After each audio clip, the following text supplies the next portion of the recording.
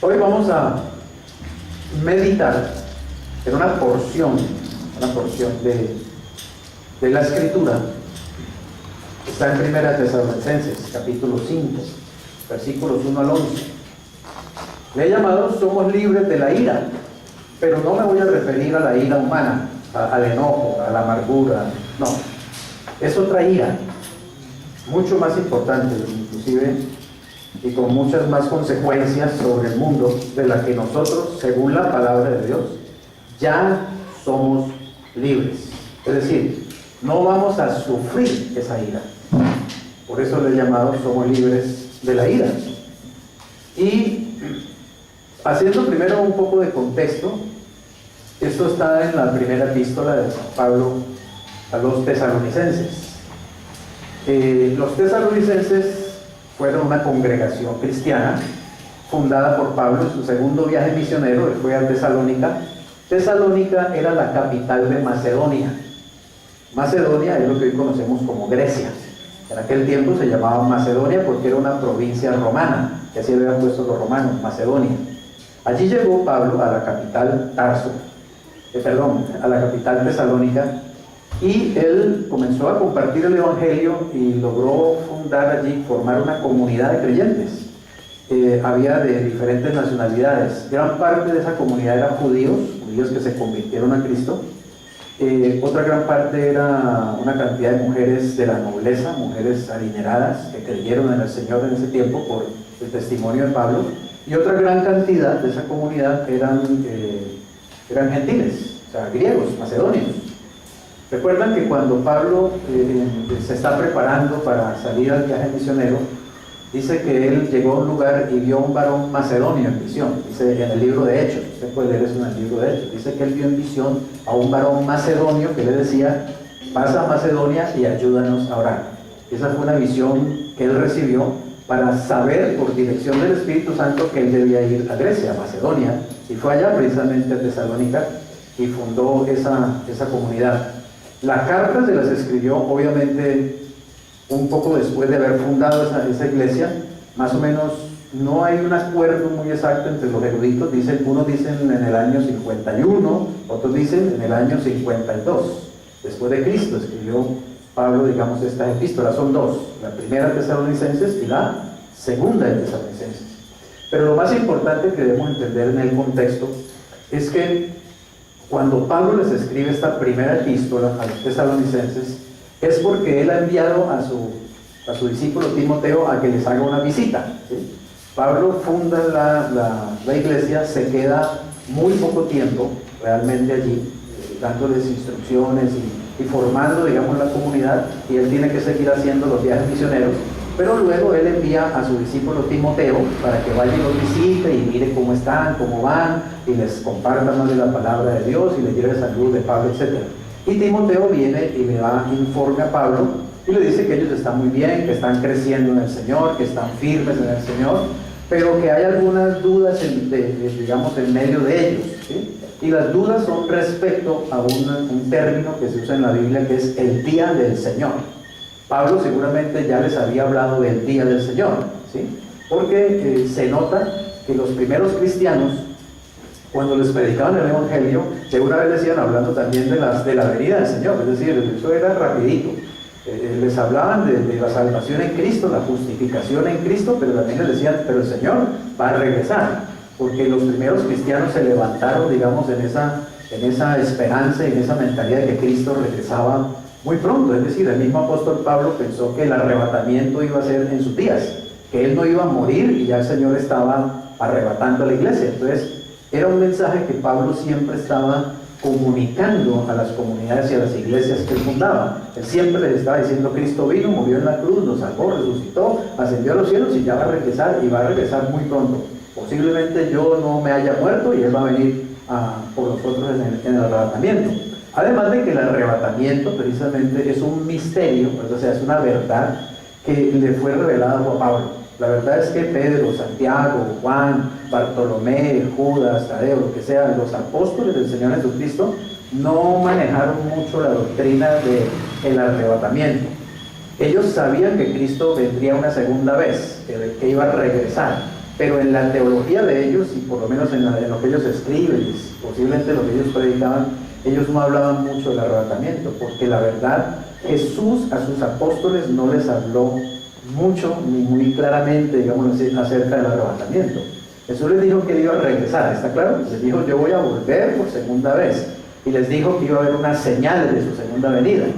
Habrá falsos cristos, habrá falsos profetas, habrá guerras, rumores de guerras, nación se enfrentará contra nación, habrá pestes, hambres, terremotos en diferentes lugares, ¿cierto? Pero nunca Jesús les habló muy claramente acerca de que él iba a venir primero e iba a llevarse a la iglesia, el arrebatamiento. Tal vez el único pasaje donde se oye a Cristo hablando del arrebatamiento, y realmente lo hace de una forma un poco velada, no usa tampoco la palabra arrebatamiento, es en el Evangelio de Juan, cuando él dice, en la casa de mi padre, les dijo, muchas moradas hay, ¿sí? Y yo me voy a ir y voy a preparar lugar para vosotros. Y él les dice, y cuando haya preparado lugar, ¿cierto? Vendré otra vez y os tomaré a mí mismo, ¿está claro? Y os tomaré a mí mismo. Allí esa palabra, cuando Jesús usa la palabra os tomaré a mí mismo, en el griego original en que está escrito esas palabras en el Evangelio de Juan, es la palabra arpazo, que significa algo repentino, algo muy rápido, ¿sí? Algo casi que violento, digámoslo así. Cuando él dice yo los tomaré a mí mismo, es decir, yo voy a venir y me lo voy a llevar rápido, así como dice el apóstol Pablo en 1 Corintios 15, ¿cierto? Os digo un misterio, no todos dormiremos, pero todos seremos transformados, ¿cierto? Y dice que será en un momento, en un abrir y cerrar de ojos. O sea, eso mismo estaba diciéndole Jesús a sus discípulos. Pero es prácticamente la única vez que uno encuentra a Cristo hablándoles a ellos de que Él va a venir y se los va a llevar.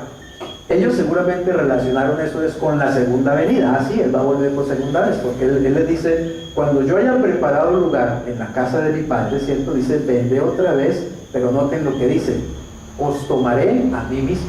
O sea, Jesús les está diciendo allí, yo voy a venir, pero por ustedes, ¿está claro? Y os tomaré a mí mismo. Y les dice más, le dice, para que donde yo estoy, vosotros también estéis. ¿Sí? Él ahí no dice, yo voy a venir otra vez, y voy a establecer un reino, y voy a gobernar la tierra, y ustedes van a estar conmigo, sino que dice, los tomaré a mí mismo, y me los llevo, para que donde yo estoy, ustedes también estén.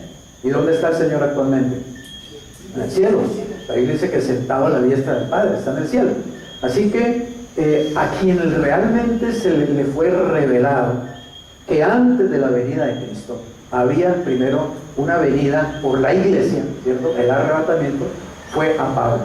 El mismo apóstol Pedro, en una de sus epístolas, hablando del día del Señor, o sea, de la venida del Señor, dice que el hermano Pablo escribió acerca de estas cosas, dice, y en ellas hay muchas difíciles de entender, dice, que los indoctos e inconstantes tuercen para su propia perdición. O sea, Pedro reconoció que Pablo escribía cosas que para él no era fácil de entender, y es precisamente aquellas relativas al rapto de la iglesia, porque le fue revelado a Pablo. Por eso Pablo dice, os digo un misterio. Un misterio no es una cosa que no se puede entender, sino es una verdad que ha estado oculta, ha tenido Dios, digamos, oculta en su corazón, en su mente, pero en un momento determinado Dios ha querido revelarla. Y a quien le reveló la verdad del arrebatamiento fue realmente al apóstol Pablo, ¿sí? A él se le dio indudablemente la mayor revelación. Por eso él escribe 14 epístolas, porque es toda la revelación que el Señor Jesucristo le dio al apóstol Pablo, ¿cierto? Y fue el que el Espíritu Santo pues escogió para que escribiera la mayor parte del Nuevo Testamento. Así que Pablo sabía muy bien acerca del rapto de la iglesia, el arrebatamiento. Y él, cuando fundaba las iglesias, cuando fundaba sus comunidades, rápidamente les hablaba también acerca de esto. Además porque obviamente, digamos, había tiempos de persecución. Recuerden que la iglesia de Jesucristo fue perseguida en el siglo I, el siglo II y hasta el siglo III de la era cristiana. Hubo persecución a los cristianos por parte de Roma. Entonces, como las iglesias eran perseguidas, los cristianos eran perseguidos, Pablo les comunicaba mucho ese mensaje de qué voy a hacer. Aguanten, está claro, soporten, estén firmes porque el Señor ya viene, ya va a venir el Señor a llevarnos y nos va a sacar de esa angustia, de esa persecución. Entonces era un mensaje que él usaba mucho, digamos, para animar las comunidades, ¿no? Para motivar a los cristianos. Y resulta que los tesalonicenses, pues seguro habían oído el mensaje de Pablo del arrebatamiento, de la venida del Señor, pero habían confundido un poquito algunos términos. Habían confundido el arrebatamiento con el día del Señor.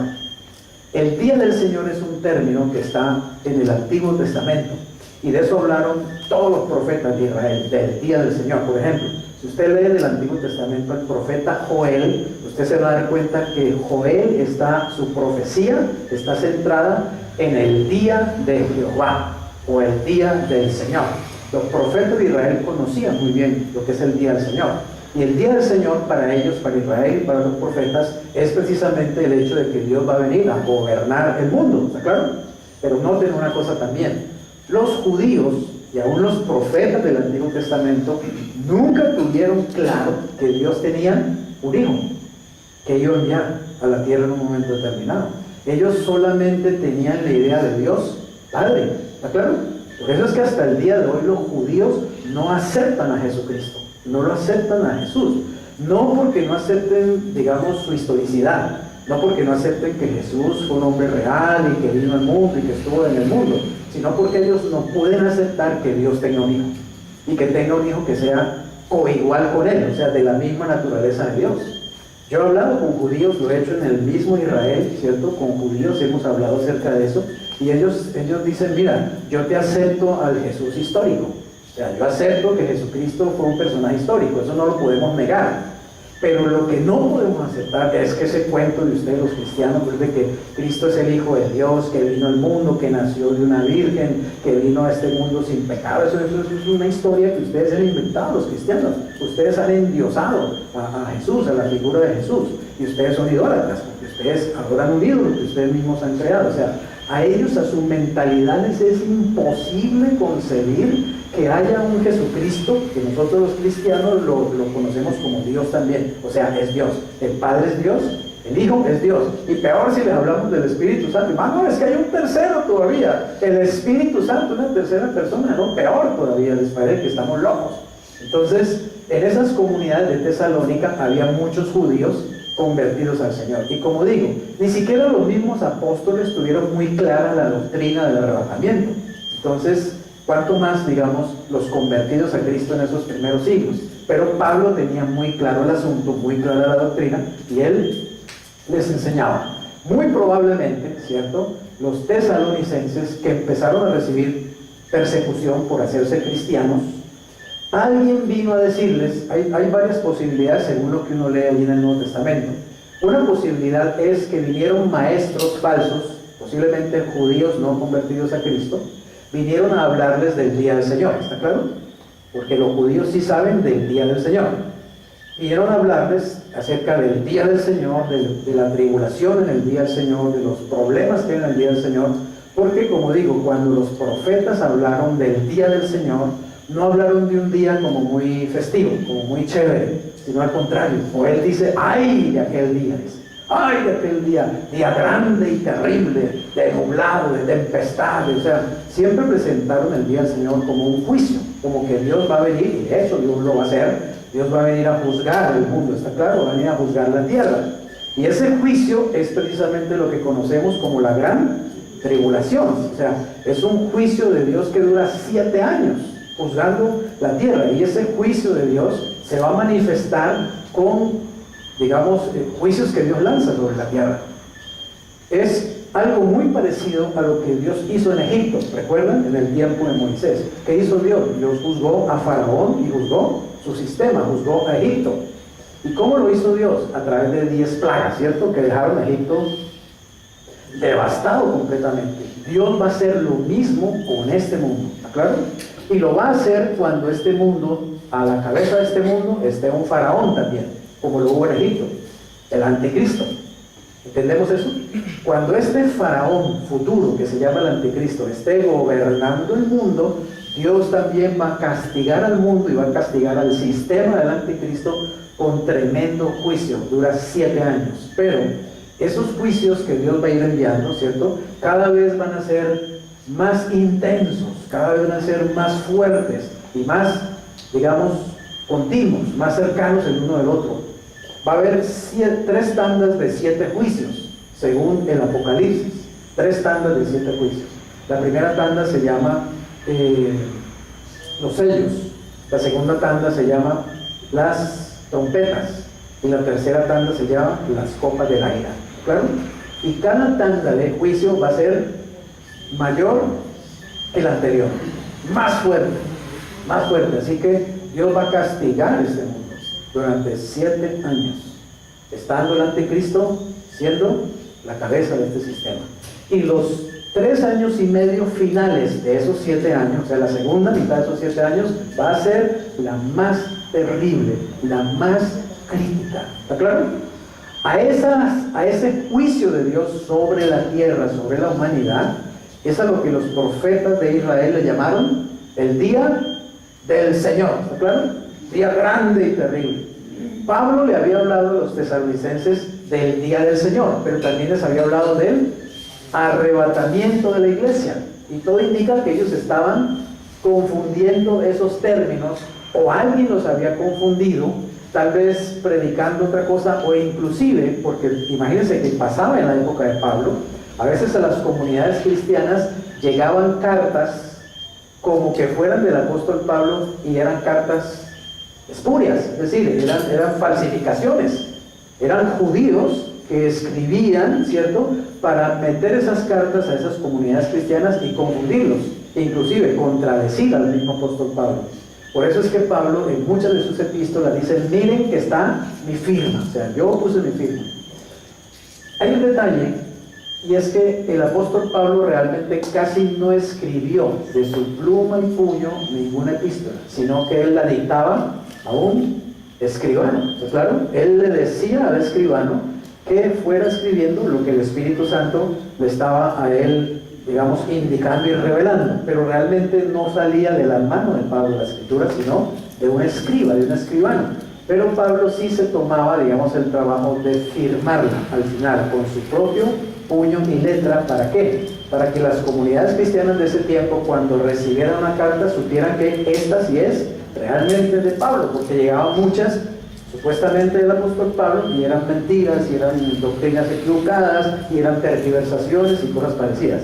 Además de que llegaban también personas de esas comunidades a hablar mal de Pablo. Él fundaba una iglesia, se quedaba 3 años allí, les daba toda la doctrina, toda la teología, toda la enseñanza, organizaba la iglesia y salían, y cuando Pablo salía llegaban 4 o 5, digamos, por lo general judíos, ¿cierto?, que venían de Jerusalén, a meterse a esa congregación, a contradecir todo lo que Pablo les había enseñado, a decirles que Pablo no enseñaba bien, que Pablo era un falso maestro. ¿Entienden la idea? Entonces, muchas veces los cristianos realmente estaban confundidos, y por eso es que Pablo tenía que escribirles epístolas para que ellos tuvieran clara la doctrina. Entonces está la epístola de San Pablo a los romanos, la epístola de San Pablo a los corintios, la epístola de San Pablo a los colosenses, la epístola de San Pablo a los efesios, etcétera, etcétera. Él tenía que estar mandando epístolas a las diferentes iglesias y comunidades para que la doctrina estuviera clara para ellos, porque había mucha confusión. ¿Y cuál era la confusión de los tesalonicenses? Que ellos creían, o empezaron a creer, o alguien les empezó a hacer creer, que ya había llegado la tribulación. ¿Está claro? Que ellos ya estaban en la tribulación, que el arrebatamiento seguramente ya había ocurrido, y que ellos estaban nada menos que metidos en el día del Señor. ¿Me hago entender? Es decir, estaban metidos nada menos que en medio de los juicios de Dios. O sea que ellos estaban pensando: si ya nosotros estamos metidos en los juicios de Dios, ¿cierto?, y el arrebatamiento ya pasó, entonces nosotros nos quedamos. Como muchos cristianos erróneamente enseñan hoy, que hay cristianos que se van a quedar del arrebatamiento. La Biblia no enseña que ningún cristiano se vaya a quedar del arrebatamiento.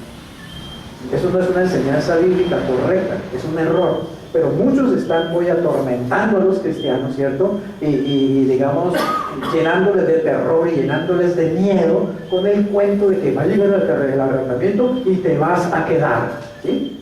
Y eso no enseña la Biblia. Nunca el arrebatamiento fue predicado para meterle miedo a la iglesia de Jesucristo. Al contrario, fue predicado es para darle a la iglesia de Jesucristo ánimo, para darle gozo en medio de las tribulaciones y en medio de las persecuciones.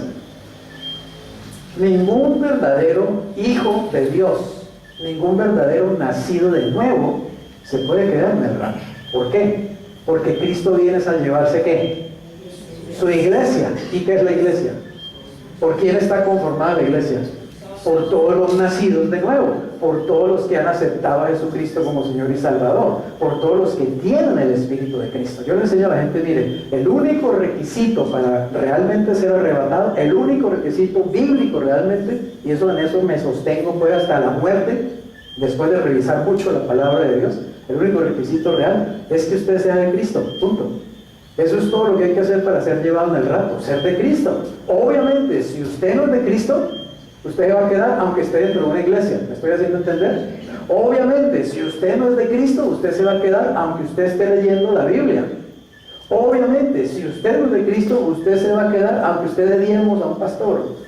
Obviamente, si usted no es de Cristo, usted se va a quedar aunque haya nacido en un hogar cristiano. ¿Me hago entender? Porque nada de eso lo hace uno cristiano. Lo que lo hace a uno cristiano y lo que lo hace a uno miembro, oiga bien, miembro, según la palabra de Dios, de la iglesia de Jesucristo, es el hecho de que uno ha recibido a Cristo. El libro de Romanos, no me canso de decirlo, capítulo 8, dice, si alguno no tiene el Espíritu de Cristo, no es de Cristo. Claro, no es de Cristo. Así que, ¿a quién se va a llevar el Señor? A todo el que tenga el Espíritu de Cristo. Eso es todo el asunto. Pero los que siempre están predicando salvación por obras, que se pierde la salvación, entonces también predican que también se pierde el arrebatamiento. ¿Está claro? Usted se va a perder el arrebatamiento. A usted el Señor lo va a dejar de tonto por no andar en santidad, por no hacer esto o aquello. Y la verdad es que la Biblia no enseña eso. Pablo lo dijo muy claro en 1 Corintios 15. Os digo un misterio, no todos dormiremos. Quiere decir, no todos nos vamos a morir. No todos dormiremos, pero todos, dijo, todos seremos transformados.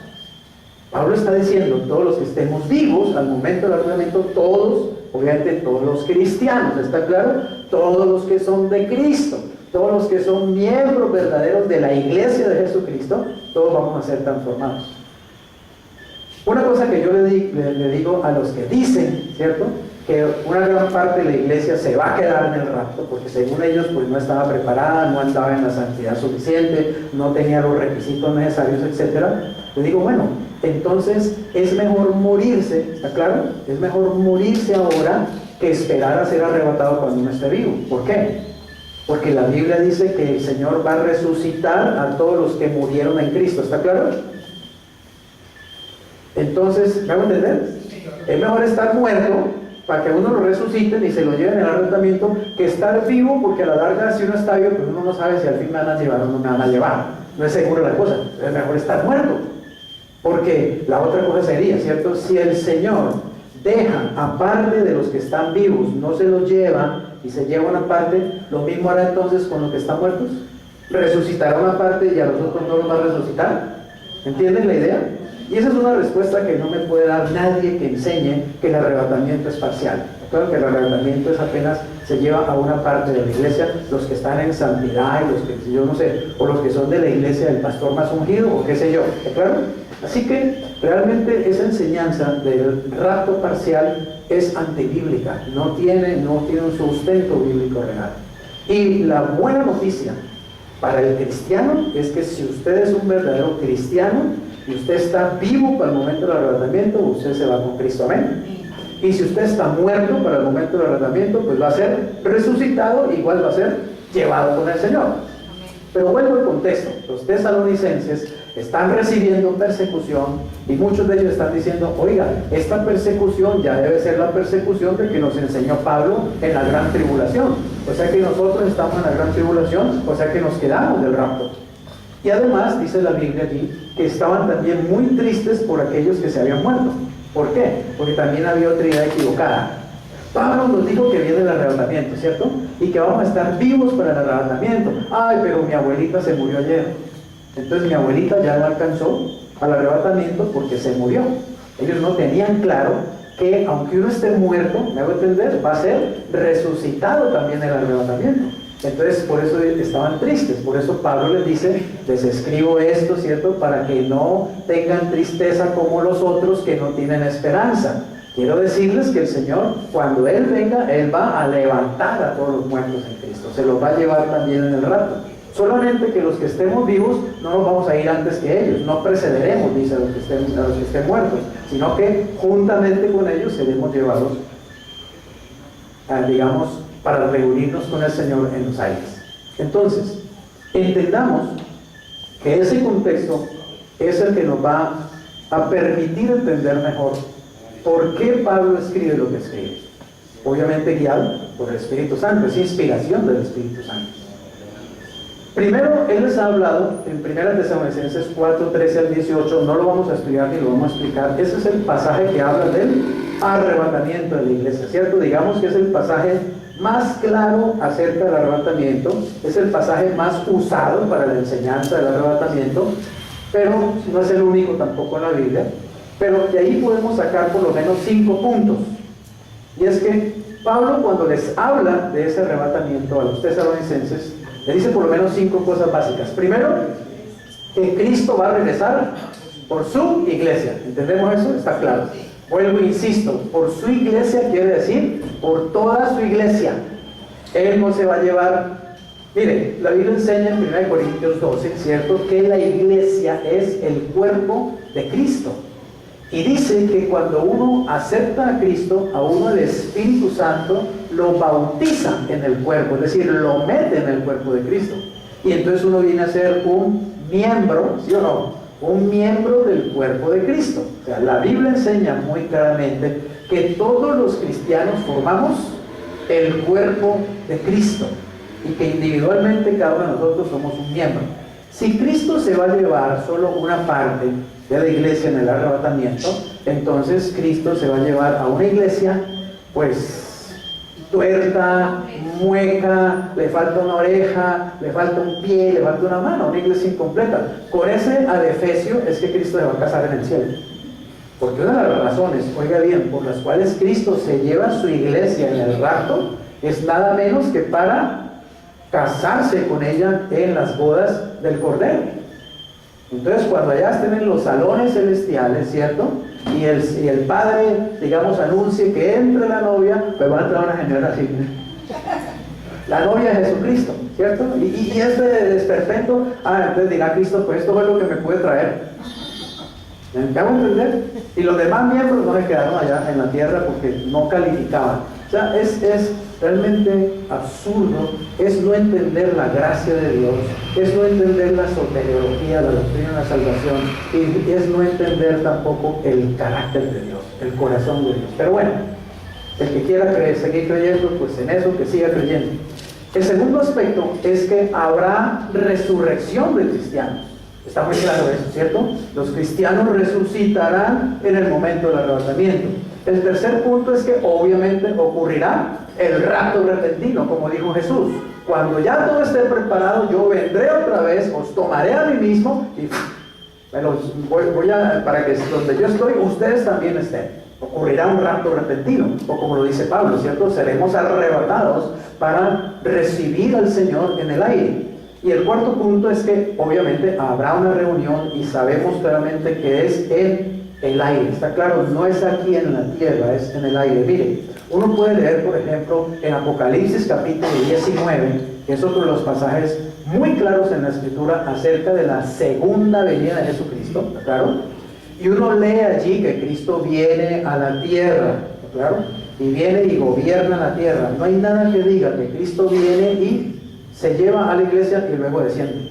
No hay nada. Es más, las mismas expresiones, por ejemplo, vuelvo a la expresión del Señor Jesucristo: os tomaré a mí mismo para que donde yo estoy, vosotros también estéis. Cualquiera entiende que está hablando del cielo. O sea, va a tomar a la iglesia y se la lleva al cielo, no a la tierra. ¿Por qué? Porque hay hermanos en Cristo que creen que el arrebatamiento no es antes de la gran tribulación. ¿Está claro? Ellos creen que el arrebatamiento es un evento unido a la segunda venida. Es decir, Cristo viene por segunda vez. ¿Claro? Viene, recoge a la iglesia y luego inmediatamente baja y establece el reino. ¿Entendemos eso?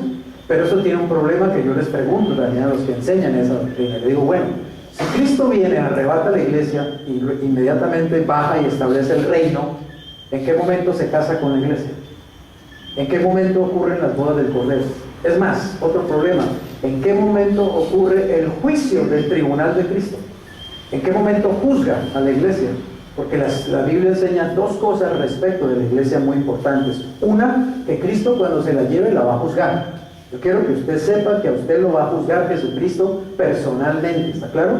Y en el día en que usted personalmente va a comparecer ante el Señor Jesucristo y Él lo va a juzgar. Pastor, pero si yo soy un cristiano, precisamente por eso te va a juzgar, porque eres un cristiano.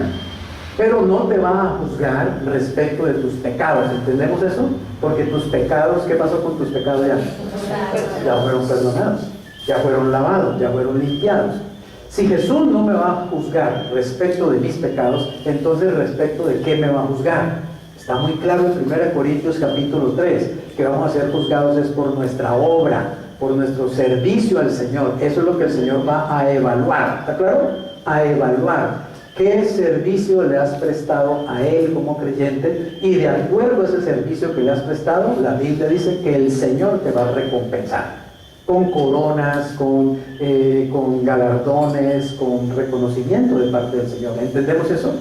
¿Ustedes creen que una persona como el apóstol Pablo será recompensada en el tribunal de Cristo? ¿Que un hombre como el apóstol Pedro será recompensado? ¿Que alguien como Billy Graham será recompensado? ¿Que alguien como usted será recompensado? Pues, oh sorpresa, usted también será recompensado, también será recompensada. Porque el Señor no va a olvidar ni el más mínimo servicio que usted le haya prestado al Señor. Amén. Así que es maravilloso. El tribunal de Cristo no es para miedo, no es que vamos a entrar allá, Freddy Rojas, ¿no? Y un par de ángeles arrastrándome ahí, ¿cierto? Venga acá, desgraciado, venga para acá, ¿cierto? Y el Señor con una correa o con un garrote. No, es el momento, es increíble. Mira, lo dice 1 Corintios en el capítulo 4. Dice que es el momento cuando recibiremos alabanza de parte de Dios. Es el momento, créeme, cuando Jesucristo personalmente te va a decir: Carolina, gracias por haberme servido. Te lo va a decir así, mirándote a la cara.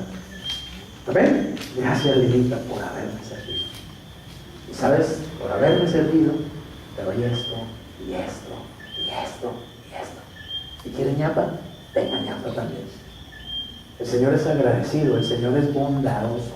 Es el momento cuando el Señor va a reunir a su iglesia y va a reconocer a cada uno de sus hijos y de sus siervos. Obviamente, habrá personas, lo dice también la Escritura, ¿cierto?, que pues no tendrán nada que el Señor les pueda reconocer como servicio. Pero no por eso el Señor le va a decir: usted sí fue un vago, un sinvergüenza, usted no sirvió para nada, sí, pintado en la pared, yo debería estar echando al infierno, ¿no? Sencillamente, pues no hay nada que reconocer, pues está claro, no hay nada que premiarte, no hay nada con que condecorarte, pero tienes la salvación. La Biblia dice que serán salvos así, como por fuego. Así que yo digo una cosa, ¿cierto? Si uno no recibiera sino la salvación, ¿ya recibió algo grande? Yo le digo al Señor: Señor, si usted no me da a mí ni una medalla, ni siquiera de cuero, tranquilo, ¿sí? Tranquilo, que yo con esa salvación tan grande que usted me dio, yo estoy feliz. Pero si además de eso me va a dar algo más, pues gloria al Señor, ¿cierto? Si me va a reconocer algún servicio, bendito sea el Señor. Qué chévere, qué rico. Pero yo ya estoy feliz con la salvación, evidentemente, estoy feliz. Qué mejor salvación que esa tan grande. Pero lo extraordinario, oiga bien, es que el Señor, además de que nos da una salvación tan grande, nos va a dar ñapas, nos va a dar reconocimientos por haberlo servido, por haberlo amado, por haberlo seguido, por haberlo obedecido. Así que la pregunta que yo le hago a los hermanos que enseñan que el Señor viene, arrebata a la iglesia e inmediatamente vuelve y desciende con ella y empieza el reino de vida: ¿a qué hora se casó con ella?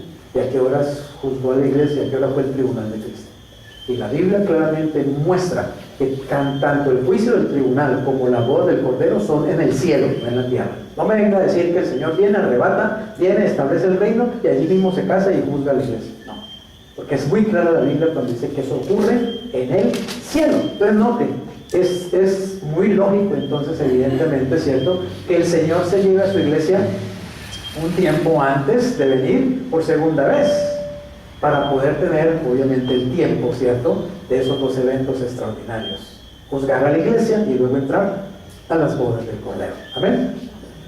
Muchos hermanos en Cristo no creen en esto. Dicen que el arrebatamiento no es antes de la tribulación, que la iglesia va a pasar por la gran tribulación, que enseñar que la iglesia se va antes de la gran tribulación es una enseñanza hasta satánica, porque he visto cómo satanizan en el internet, ¿no?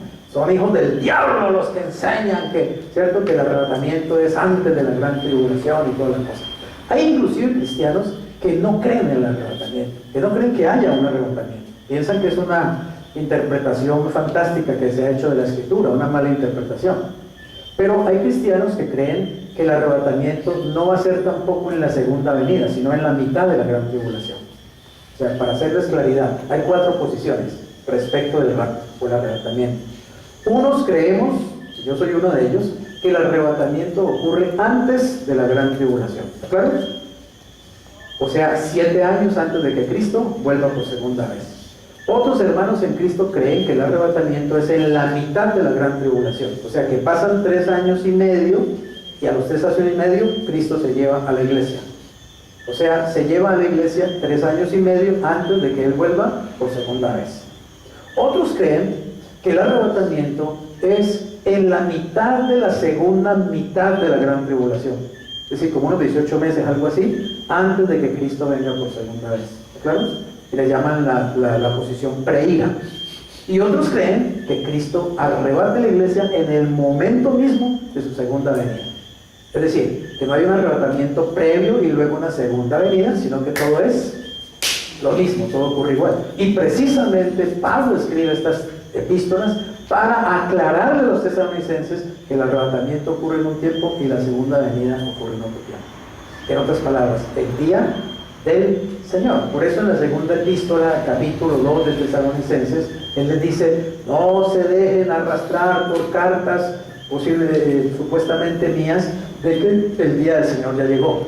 Y él le dice: porque el día del Señor no puede llegar sin que primero vengan 2 cosas: 1, la apostasía, y 2, se manifieste el anticristo, el hombre de pecado.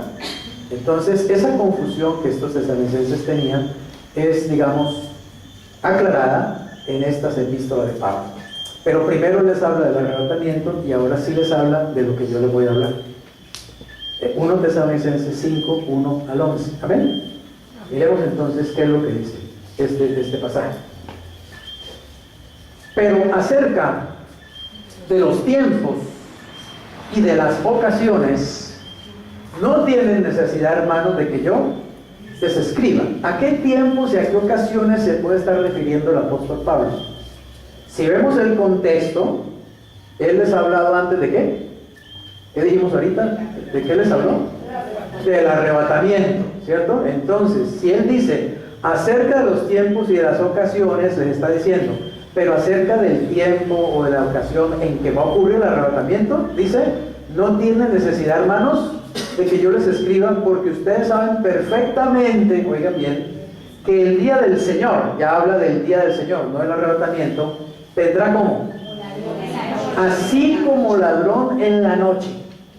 ¿Qué es lo que viene como ladrón en la noche? También lo oigo predicar equivocadamente. Muchos dicen, y viene el arrebatamiento del Señor, porque el Señor viene como ladrón en la noche.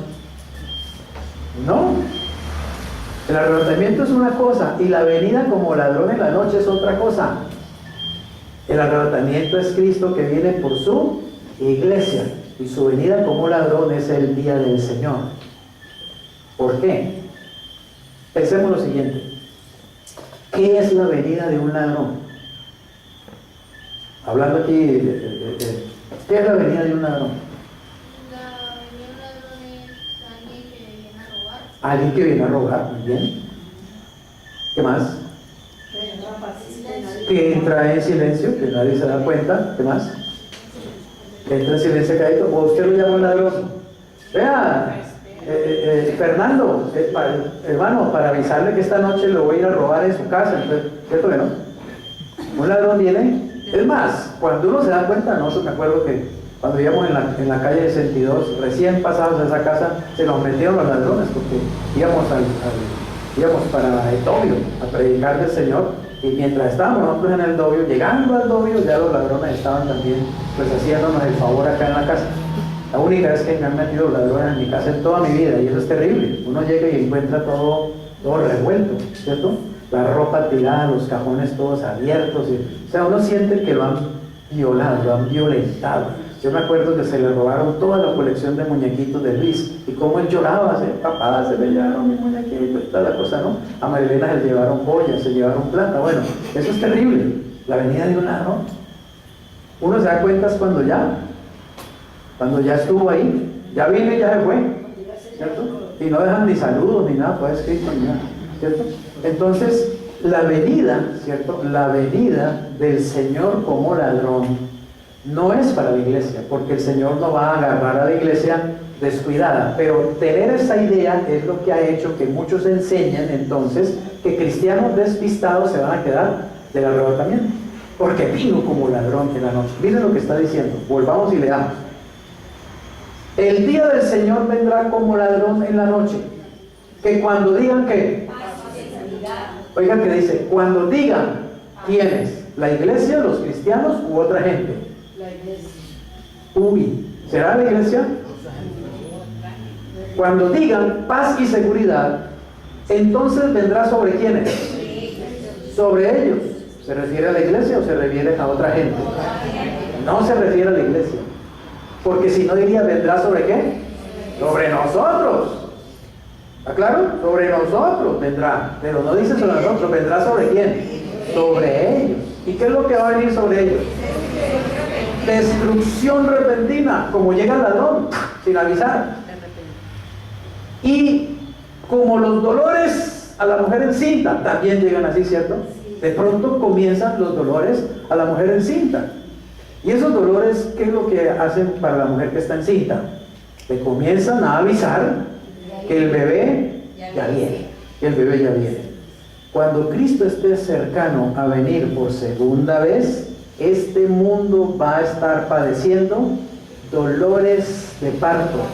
Y el Señor dijo que esos dolores de parto, el comienzo de esos dolores de parto, serían guerras, rumores de guerras, hambres, terremotos en diferentes lugares, etc. Los comienzos. Él dijo, esto será principio de dolores. Él no dijo, ese es el fin de los dolores, ni es el fin. Dijo, es más, él dice, pero no os conturbéis porque aún no es el fin.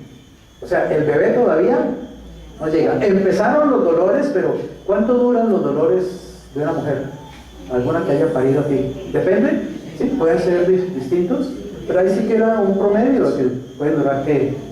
Hay las que lo sufrieron, porque a mí sí me es difícil como darles el dato. Una noche, unas horas, 2 días, 3 días, ¿sí? ¡Wow!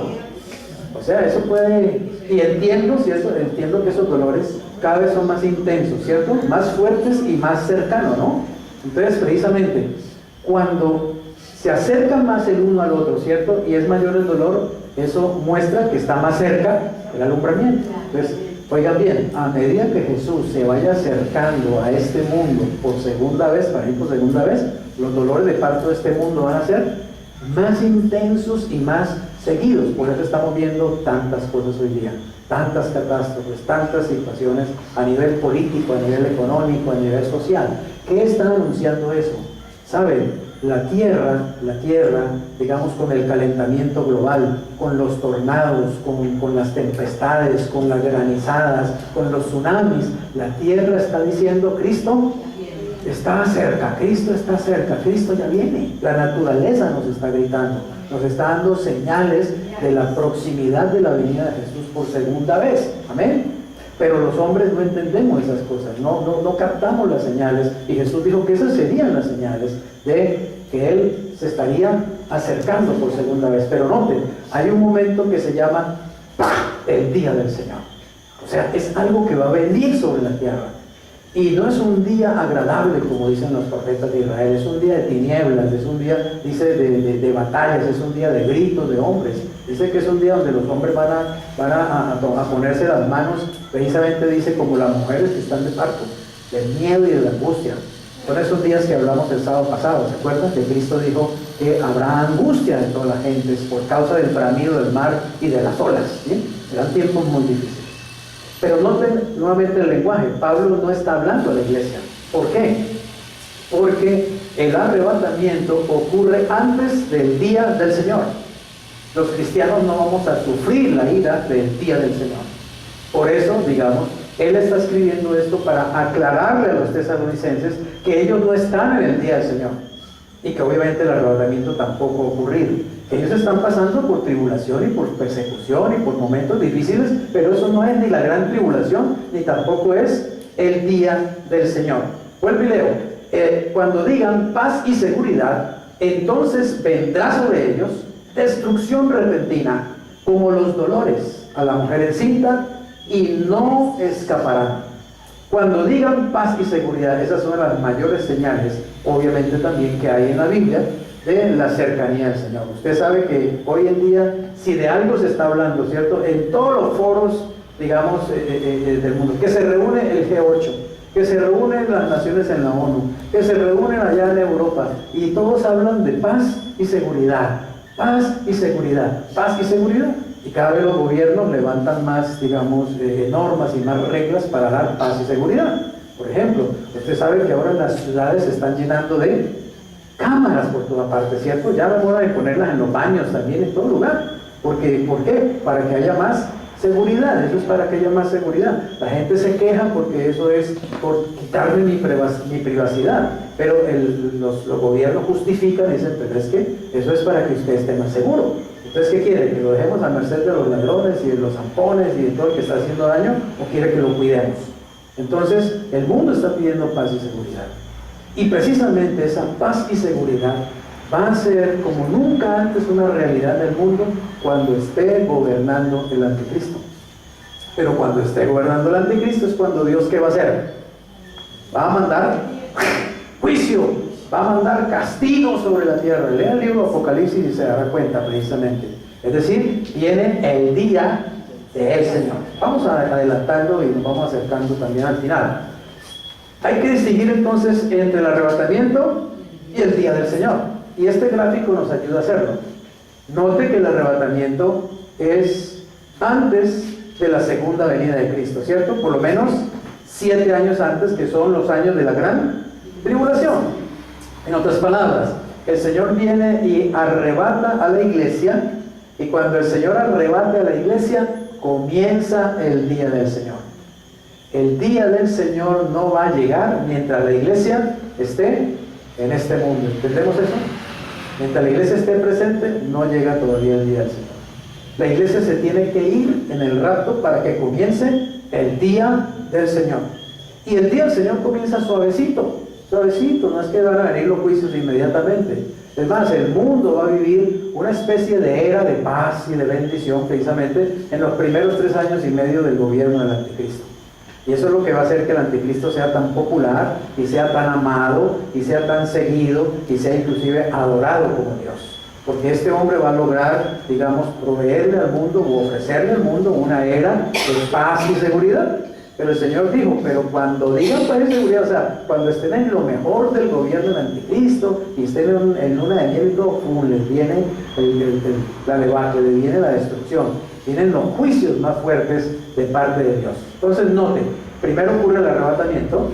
Cuando ocurre el arrebatamiento viene la gran tribulación, ¿cierto? Y junto con ella comienza el día del Señor. A los 7 años de gran tribulación regresa Cristo por segunda vez, inclusive regresa con nosotros, viene con nosotros la iglesia. La mayoría de dibujos que uno ve, ¿cierto?, acerca de la venida del Señor, uno ve que son dibujos que pintan a los cristianos. ¿Lo ha visto? Pintan a los cristianos, ¿sí?, viendo a Jesús que viene por segunda vez. ¿Lo han visto? Bueno, esos son los hermanos, sobre todo los adventistas, que son los que más hacen dibujos de esos.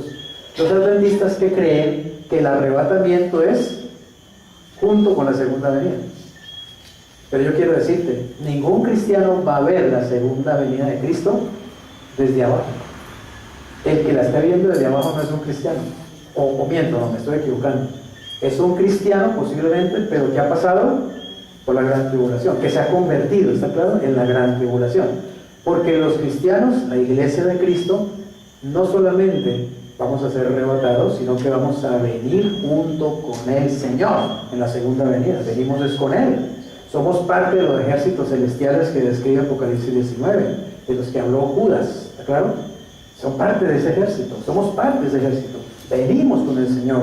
Es la iglesia que ya se ha ido, se ha casado con el Señor en la boda del Cordero, y viene el esposo y la esposa que vienen a tomar el reino milenial. Entonces, después de la gran tribulación, viene la segunda venida, y con la segunda venida viene la institución de el reino milenial, en los que Cristo y la iglesia, oiga bien, Cristo y la iglesia vamos a gobernar el mundo entero, el mundo conocido.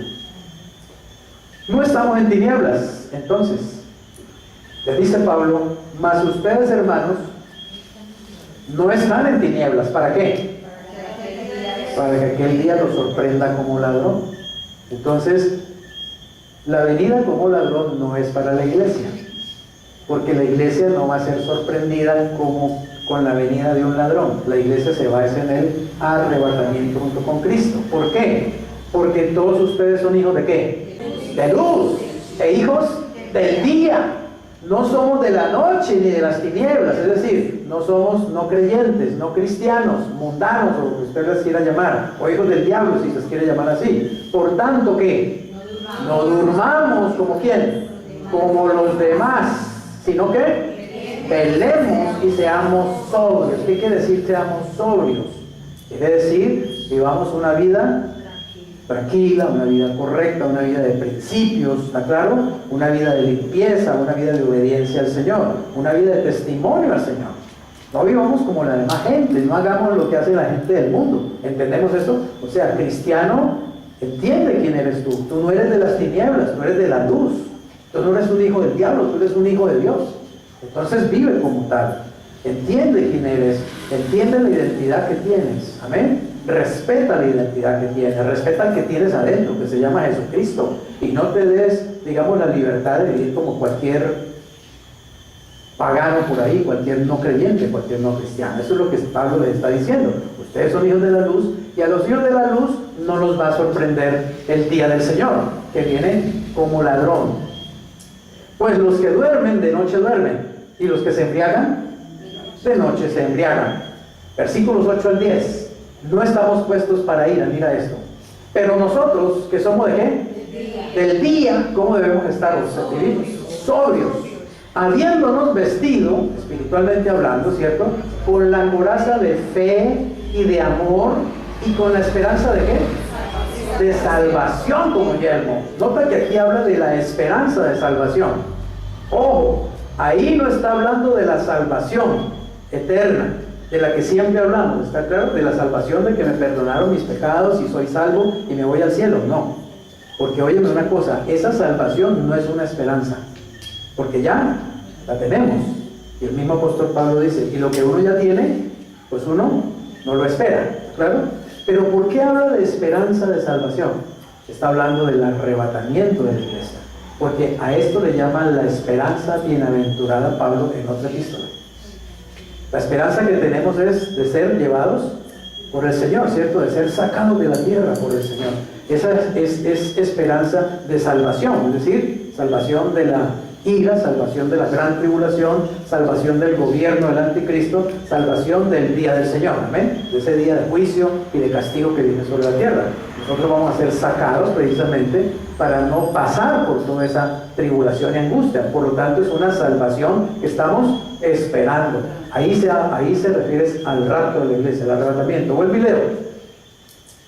Vestidos con la coraza de fe y de amor, y con la esperanza, podríamos leerlo así, y con la esperanza de ser arrebatados como yelmo. ¿Por qué? Porque no nos ha puesto Dios ¿para qué? Para ira. Por eso este tema se llama Somos salvos de la ira. ¿Cuál ira? La ira de Dios que viene en el día del Señor. No nos ha puesto Dios para ira, sino ¿para qué? Para alcanzar salvación. ¿Cuándo? En el rapto. Por medio de nuestro Señor Jesucristo, quien murió por nosotros, para que ya sea que velemos o que durmamos, ¿qué? Vivamos juntamente con el Señor. Noten que no dice, para que los que velen, Él se los lleve, y los que estén durmiendo, los deje. Porque usan también la parábola de las 10 vírgenes, las necias, hacen una mezcolanza de cosas. Es que es increíble lo que pasa con no conocer realmente la Biblia y los tiempos de Dios y las dispensaciones. Entonces mezclan una cosa con otra y en todo meten la iglesia y entonces arman un zambombo. Por ejemplo, en Mateo 24 dice que después de la tribulación, o sea, cuando el Señor viene por segunda vez, ¿cierto? Manda a los ángeles y dice que recojan de los 4 ángulos de la tierra a sus escogidos, y luego más abajo dice, entonces dos estarán en el campo, ¿recuerdan? 2 estarán en el campo, uno será tomado y otro será dejado, ¿sí o no? 2 estarán moliendo en un molino, uno será tomado y otro será dejado. Entonces inmediatamente se prenden de ahí, vea, el arrebatamiento, a uno se lo llevan y a otro lo dejan. Y yo le pregunto, ¿ahí está diciendo el Señor que los 2 que están en el campo son creyentes? ¿Ahí está diciendo que los 2 que están moliendo en un molino son creyentes? Ahí no dice eso. Es más, está diciendo que esos son de la iglesia, pero si está hablando que eso sucede después de la tribulación, que sucede después de que Cristo ya vino por segunda vez. ¿No ve que la iglesia viene con Cristo? La iglesia viene con Cristo por segunda vez. La iglesia no está en la tierra cuando Cristo viene por segunda vez. La iglesia está con Cristo y viene con Cristo, realmente. Entonces, ¿de qué escogidos está hablando allí? De los escogidos de la gran tribulación, de los judíos que se han convertido a Cristo durante la gran tribulación y de los gentiles que se han convertido a Cristo durante la gran tribulación. Entonces, uno será tomado y el otro será dejado. ¿Tomado para qué y dejado por qué? Uno será tomado para ser llevado al reino, introducido al reino, y el otro será dejado afuera del reino. ¿Ok? Pero meten eso para decir que ese es el arrebatamiento. Entonces, se da cuenta, se da toda, y uno ve una cantidad de películas, malas películas, de bajo presupuesto, mal actuadas, porque las hacen con cristianos de una iglesia. Venga, tú estés en esta película, venga, vemos en esta película al rato. Entonces, unas cosas nada profesionales, mediocres completamente, y eso es lo que muestra. Que hasta el pastor se queda del arrebatamiento. Se quedó el pastor del arrebatamiento, no lo llevó el Señor porque el pastor no cumplía los requisitos necesarios. Y entonces muestran que están en una iglesia y ¡pum! Llegó el arrebatamiento y una cantidad se queda diciendo con la Biblia. Me quedé. ¿Sí? Enseñando y metiendo miedo a la iglesia de Jesucristo, quitándole la seguridad a la iglesia de Jesús. Ahora vuelvo e insisto, el que se va a quedar del arrebatamiento es el que no es un cristiano. Puede que tenga una Biblia bajo el brazo, pero no es un cristiano. No ha nacido de nuevo, no pertenece a Cristo, amén, no es del Señor, no tiene el Espíritu de Cristo. Ese se va a quedar, el cristiano nominal, porque no nos ha puesto Dios ¿para qué? Para ira, sino para alcanzar salvación por medio de nuestro Señor Jesucristo, quien murió por nosotros. Oiga bien, qué absurdo sería que Cristo murió por mí para luego dejarme aquí en la tierra abandonada. Ahí lo dejo para que se lo coma el anticristo. ¿Sí? Estúpido. Él murió por mí, fue para salvarme, y esa salvación es completa y total, y es de la salvación precisamente tanto del castigo eterno, tanto de la maldición de mis pecados, como de la ira de Dios mismo, o sea, del día del Señor. Ya sea que velemos o que durmamos. Ahora esa palabra velemos o durmamos se puede entender también espiritualmente, metafóricamente, y ese velemos puede decir ya sea que estemos muertos, ¿cierto? O, perdón, velemos, estemos vivos, o durmamos, estemos vivos. Así que ya sea que seamos cristianos que están muertos, o sea que cristianos que estamos vivos, vamos a estar juntamente con Él. ¿Cuándo? Cuando Él venga a arrebatarnos, porque los que estén velando, o sea, estemos vivos, seremos transformados y llevados al Señor en el aire. Y los que hayan muerto serán, ¿qué? Resucitados para estar con el Señor en el aire también en el arrebatamiento. ¿De qué es que vamos a ser entonces? ¿De qué ira es que vamos a ser salvados? De la ira del Cordero. Siempre me ha parecido este título un poco extraño, ¿cierto? Porque uno no relaciona un cordero con ira, ¿cierto? ¿Usted ha visto un cordero enojado alguna vez? El corderito, al contrario, es un animalito que transmite digamos, una imagen de ternura, de bondad, de tranquilidad. Pero acuérdese que Cristo es el Cordero, ¿cierto? El Cordero de Dios que quita el pecado del mundo. Y ese Cordero sí se enoja. Y créanme que cuando se enoja, coge esta tierra y dice Isaías que la mueve como una choza. ¿Sí? La ira del Señor es terrible. El enojo de Dios, ay de aquel. El libro de Hebreos dice que caer en las manos de un Dios vivo que es puro fuego, pobrecito aquel que caiga en las manos. Yo digo, amén. Pero es la ira de Dios ¿contra quién? ¿Contra la iglesia? Contra sus escogidos, no. Contra los que definitivamente están contra Él. Contra los que definitivamente no lo respetan, no lo aman, no lo escuchan, lo desprecian. 1 Tesalonicenses 1, 9 y 10 dice: porque ellos mismos cuentan de nosotros la manera en que nos recibieron y cómo se convirtieron de los ídolos a Dios. Noten que aquí hay tres tiempos, los tres tiempos del cristiano. El primer tiempo del cristiano es la conversión, ¿claro? ¿Cómo se convirtieron de los ídolos a Dios? Un verdadero cristiano es una persona que se tiene que haber convertido. No es simplemente alguien que dice, amén, aleluya, hermanos, yo soy cristiano. 2, para servir al Dios vivo y verdadero. El segundo tiempo del cristiano es el servicio. Entre más lleno del Espíritu Santo, más el servicio que el cristiano rinde al Señor. ¿Está claro? Entre más carnal y sin vergüenza el cristiano, menos sirve al Señor. Eso es una realidad. Por eso es que el Señor en el tribunal de Cristo va a premiar de acuerdo al servicio de cada uno. Él dice, yo vengo y traigo mi galardón y le entrego a cada uno según sea su obra, o sea, según sea su servicio. Yo lo voy a premiar según usted lo haya hecho. Así que el primer aspecto de un cristiano es que debe ser una persona convertida, que se ha convertido realmente. ¿De qué? De la idolatría al Señor Jesucristo. 2, es una persona que está en este mundo y su mayor propósito en esta vida es servir al Señor. Amén. Puede ser un médico, un mecánico, un ingeniero, pero sirve al Señor. Puede ser un comerciante, un ama de casa, un estudiante, pero sirve al Señor. Todo verdadero cristiano, todo el que tiene el Espíritu Santo, tiene que sentir en algún momento de su vida un deseo de servir al Señor. ¿Hago entender? De alguna manera, aunque sea moviendo las sillas de la iglesia. Yo me acuerdo que comencé en mi servicio al Señor, lo comencé haciendo el salón de las conferencias de la iglesia donde yo asistía. Y me sentía tan honrado de hacerlo, me sentía tan feliz de hacerlo. Llegaba una hora antes a limpiar, a barrer, a que el salón estuviera bien bonito. Fue mi primer servicio al Señor. Nadie me dijo, tiene que hacerlo, yo quería hacerlo. Yo pregunté, ¿cómo hacen aquí? Sí, hay un equipo que limpia y toda la cosa, y yo comencé siendo parte de ese equipo, limpiando las sillas y arreglando y toda la cosa. Y luego me ascendieron. Llegó el momento en que era el capitán del equipo de aseo de la iglesia, y yo me sentía importantísimo. Yo llegaba una hora antes, llegó el capitán del equipo de aseo, ¿sí? Aquí realmente no es importante el conferencista, no es nada. Lo importante es el que limpia aquí el salón. Eso es lo realmente importante. Y me acuerdo que lo hacía con un gozo, con una alegría.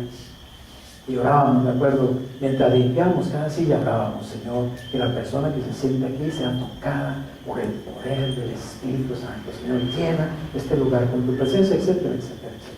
Y así fueron servicios y servicios y servicios y servicios hasta lo que usted me ve haciendo hoy, ¿cierto? El verdadero cristiano tiene que sentir un anhelo de servir a Cristo, un deseo. Es que el Espíritu Santo lo lleva a uno a esa realidad. Es como uno recibir una salvación tan grande y luego quedarse durmiendo en los laureles encima de una salvación tan grande. No puede ser. Así que ese es un tiempo muy importante, ¿cierto? En el tiempo del cristiano. Servir al Dios vivo. 3. ¿Y qué? ¿Y qué más hay que hacer? Y esperar. Ese es el tercer tiempo del cristiano. Esperar. ¿Esperar qué? Esperar de los cielos a su Hijo, al cual resucitó de los muertos. ¿A quién? A Jesús. ¿Que hace qué? Que nos mete en la gran tribulación. Que nos libra de la ira, ¿qué? Venidera. Y si uno examina los profetas del Antiguo Testamento, si uno se lee todas las epístolas de Pablo, se lee las 2 de Pedro, se lee las 3 de Juan, se lee la 1 de Judas y se lee todos los 21, 22 capítulos de Apocalipsis, ¿qué va a encontrar? Que la ira venidera solo se puede referir a una sola cosa que se llama el día del Señor. Amén. Es decir, el juicio de Dios sobre el mundo. No se puede referir a ninguna otra cosa. No es la ira de la suegra, ni la ira de la esposa, ni el esposo, es la ira de Dios. Pero la Biblia dice que Cristo nos libra de esa ira que viene. Amén. ¿Cómo nos libra? Llevándonos en él arrebatamiento, librándonos de la ira venidera. Apocalipsis dice que Él nos libra de la hora de prueba, dice Apocalipsis capítulo 3, la hora de prueba que ha de venir sobre el mundo entero. y que es la hora de prueba que han hecho el mundo entero, la gran tribulación, el día del Señor. Apocalipsis 6, 15 al 17 dice: y los reyes de la tierra, y los grandes, los ricos, los capitanes, los poderosos, y todo siervo y todo libre, es decir, todo el mundo, se escondieron ¿dónde? En las cuevas y entre las peñas de los montes, y decían a los montes y a las peñas ¿qué? Caigan sobre nosotros, ¿y qué? Escóndanos del rostro de aquel que está sentado sobre el trono, o sea, Dios el Padre, y de la ira del Cordero, Dios el Hijo. ¿Por qué? Porque el gran día de su ira ¿qué? Ha llegado, y ¿quién podrá sostenerse en pie? Viene un día de la ira de Dios sobre este mundo. Peguen todo lo que quieran, organicen todo el degenero que quieran, respalden todo su degenero con las leyes que quieran, pero sepan que Dios va a venir y va a juzgar este mundo y lo va a castigar duramente por su pecado, como hizo con Sodoma y Gomorra, como hizo con Jericó, como lo ha hecho con muchas otras digamos ciudades, como lo hizo con Egipto. ¿Está claro? Sepa esta sociedad y sepa este mundo actual y sepa este siglo XXI que entre más avanza en su degenero, más se acerca la ira de Dios, y que el mundo no se va a quedar sin el castigo de Dios, porque vendrá sobre ellos destrucción repentina como los dolores a la mujer encinta, y no escaparán, no escaparán. Así que, querido hermano, usted no está en tinieblas, ¿está claro? Porque usted sabe acerca de eso, o no lo sabe. Usted es hijo de la luz, usted es hijo del día. A usted no lo va a sorprender la venida como ladrón, el latigazo sobre la tierra. ¿Saben? Cuando leía este pasaje, decían a los montes y a las peñas, ¿no? Caigan y escóndanos. Pensaba en eso que están haciendo ahorita, y que ya uno sabe que existe. Las naciones gastan grandes presupuestos haciendo cuevas muy profundas en las montañas y en las obras, haciendo búnkers. Usted sabe que el presidente de Estados Unidos tiene un búnker, ¿sí o no? Y donde se llevan y lo han mostrado en muchas películas, ¿cierto? Viene una catástrofe y todo, y recogen a la gente, digamos, de autoridad y todo eso. No van a llevarse al que vende minutos, ¿sí? Entonces llevan al presidente y pum, se lo llevan, ¿cierto? Y el mundo está preparado para eso. Y sabe una cosa, y se van a llevar a los científicos, y se van a llevar a la gente más importante. ¿Por qué? Porque ellos intuyen que va a haber un momento en que va a haber una catástrofe mundial, y que el mundo realmente va a tener una destrucción muy grande, y la esperanza de ellos es que en ese búnker ellos van a sobrevivir, ¿está claro? Y luego pueden salir de allí y volver a repoblar la tierra. Pero no lo van a hacer con vendedores de minutos, sino con los científicos y los jefes y toda la cuestión. Y los ricos gastan grandes cantidades de dinero hoy comprando esos búnkers. Hoy una gran industria, digamos, es construir búnkers, y usted puede pedirlos inclusive por internet, y se los hacen desde las medidas más sencillas hasta los búnkers más complicados, y vienen y se los entierran, se los meten allá en la tierra. Si usted tiene un lote, se lo meten y se lo apegan con víveres, con agua, con productos no perecederos. O sea, hoy día una persona puede comprar su propio búnker, y hoy día todo millonario que se respeta ya tiene el suyo. Hace poco era, ¿ya tienes avión privado? Sí. ¿Y tú, Bill Gates? Sí, yo tengo el mío. ¿Y tú ahora tienes tu búnker? Ya tienes tu búnker para la guerra mundial, para la catástrofe mundial que viene. Ellos están preparados. Entonces yo pensaba en eso, ¿está claro? Es una forma de decirle a los montes y a las rocas que escóndanos de la ira que viene. Pero saben, nosotros no tenemos. No vaya a comprar un búnker de esos por internet, no vaya a gastar la plata en eso, porque usted no lo va a necesitar, porque nosotros nos van a llevar al mejor búnker que existe. Amén. Vamos a estar en el cielo bien protegidos, así que nada de miedo, nada de nervios, cero miedo, cero nervios. Amén. Así que de esto está hablando el Señor, de la restauración de su reino cuando Él viene por segunda vez. Miren que los discípulos del Señor le preguntaron a Jesús acerca de ese reino. Hechos 6, 1 a 7, Hechos 1, 6 y 7. Entonces los que se habían reunido, aquí se está refiriendo, los que se habían reunido con Jesús en el monte de Galilea, en el monte de los Olivos, perdón, antes de que Él ascendiera a los cielos, le preguntaron diciendo: Señor, ¿restaurarás el reino a quién? ¿A la iglesia? No, ¿Por qué los apóstoles no preguntaron por la iglesia sino por Israel? Porque los apóstoles eran judíos. Y oiga bien, porque la iglesia todavía no existía. La iglesia comenzó a existir 40 días después de la resurrección de Cristo, cuando vino el Espíritu Santo en Hechos 2. Pero acuérdese que la iglesia que nació fue inicialmente una comunidad ¿de qué? De judíos convertidos a Cristo. Pero ellos seguían en su pensamiento, pensando mucho como judíos. Así que ellos en lo que pensaban en qué era, en el reino de Israel. Y esta es una promesa que Dios le hizo a Israel. Y Dios le dijo a Israel que Dios les va a dar un reino sobre todas las demás naciones de la tierra. Y que Dios les iba a dar un rey que se iba a sentar en el trono de Israel y iba a reinar para siempre. Y cuando el ángel Gabriel le habló a María, le dijo que el ser que iba a nacer de ella, el santo ser que nacerá, será llamado Hijo del Altísimo, y él será grande. Y a él le será entregado el trono, el reino de Jacob, el reino de Israel. O sea que Dios le prometió un rey a Israel que va a gobernar sobre Israel y que a la vez va a gobernar sobre todas las naciones. Pregunta, ¿le ha cumplido el Señor esa promesa a Israel? No la ha cumplido. Y por eso los judíos no creen en Jesucristo. Porque ellos dicen, ¿cómo dicen ustedes que Jesucristo es el Mesías? Que Jesucristo es el rey de Israel, si él no cumplió la promesa. Él vino y lo mataron en una cruz.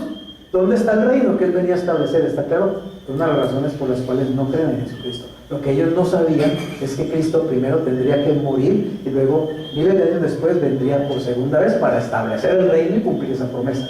Así que el Señor va a venir a cumplirle a Israel la promesa de reinar sobre esta tierra. Pero ¿saben qué es lo más chévere? Que Israel va a reinar por su rey Jesucristo sobre las naciones. Pero que sobre Israel y las naciones, ¿sabe quién va a estar? La iglesia. Nosotros somos el grupo más privilegiado en el milenio, porque nosotros somos la esposa del rey, la esposa del que está reinando, la esposa del Cordero. Así que en el milenio, Cristo estará reinando, estará correinando la iglesia, luego estará Israel y luego estarán todas las naciones recibiendo la bendición del reino. Por eso le dijeron, restaurarás el reino de Israel en este tiempo. Y la pregunta de Jesús fue, ¿no les toca a ustedes saber los tiempos o las sazones que el Padre puso en su sola potestad? Es decir, ustedes no tienen por qué saber cuándo es el tiempo de eso. No pregunten ahora eso, que para qué les voy a contestar sobre eso. Eso no les está dado a ustedes. Es mi Padre el que sabe los tiempos y las sazones, porque Jesús sabía obviamente que su segunda venida pues ya se ha demorado 20, 21 siglos, ¿está claro? Él sabía que todavía se iba a demorar. Motivos para estar contentos, entonces, los versículos 11 o el versículo 11 de esta primera Tesalonicenses 5, 1 a 11. ¿Cuál es la conclusión a esto? Por lo cual que anímense unos a otros, ¿y qué? Y edifíquense unos a otros, así como lo hacen. Es un mensaje de ánimo que yo le diga, Jesucristo va a venir a arrebatar la iglesia, pero posiblemente usted se va a quedar.